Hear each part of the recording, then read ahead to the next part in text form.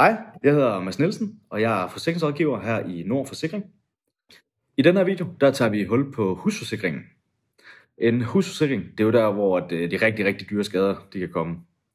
Så bare lige til at starte med, så vil jeg altid anbefale, at man stort set altid er fuldt dækket på det, og ikke vælger noget fra. Det første, det er en brandforsikring. Banken stiller tit krav til, at du skal have en brandforsikring, når de har pant i huset.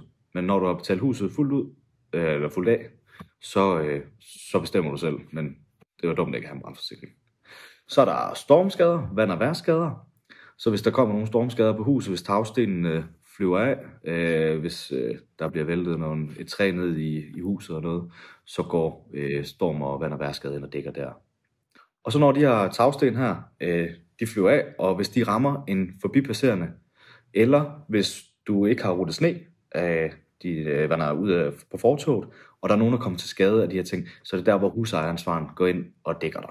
Så kan man også få skjult og røre kabel på, så hvis der er elledninger, der går i stykker inde bag muren, hvis der er vandskader på de skjulte rør bag væggene, så går den ind og dækker der. Der er noget, der hedder stikledninger.